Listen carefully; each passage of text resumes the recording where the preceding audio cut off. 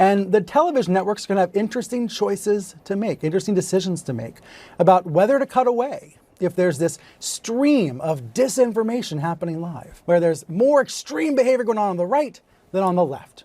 There is an asymmetry in our media as well, where Fox is off there on the right in ways that the other networks are not. And what we are seeing currently in our political system in America is asymmetrical lying, where one side does it a whole lot more than the other, where one leader and his followers mislead the public a lot more than the other side. And if we don't tell that story truthfully and honestly, then we're part of the problem. When you see entire media companies essentially exist to tear down Joe Biden, is there an equivalent to that on the left tearing down Trump? There really isn't. So wait, there's no anti-Trump network?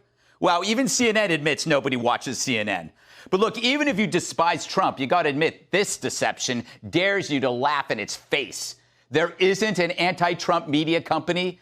Hell, there might be 24 with CNN leading the hair on fire pack. We need a channel, preferably a couple or maybe a dozen, that attack the president full time. Where would you find a channel like that? They're nowhere.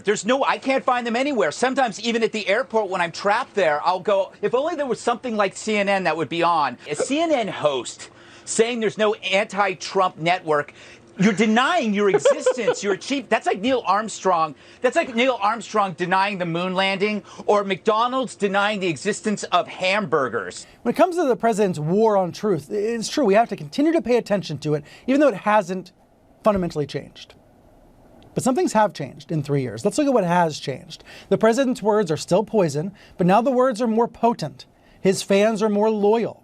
He is intensifying a hate movement against the media. Trump has shown a pattern over the past 3 years. Now we can say pretty confidently it's a pattern of treating women and minority journalists differently. Will conservative media outlets play along with Trump's lies? Will they claim he's telling the truth? Or will conservative outlets respect their readers enough to call BS on BS? Do citizens in dictatorships recognize what's happening right here, right now? Are they looking at the first 2 days of the Trump administration and saying, oh, that's what my leader does? If this were the leader of Germany or China or Brazil, what would we say? How would we cover these tweets? We would say these are the messages from a person who is not well, from a leader who is not fit for office. President Trump's furious reaction to Facebook's action showcases that he is, I'm sorry to say, the INFOWARS president.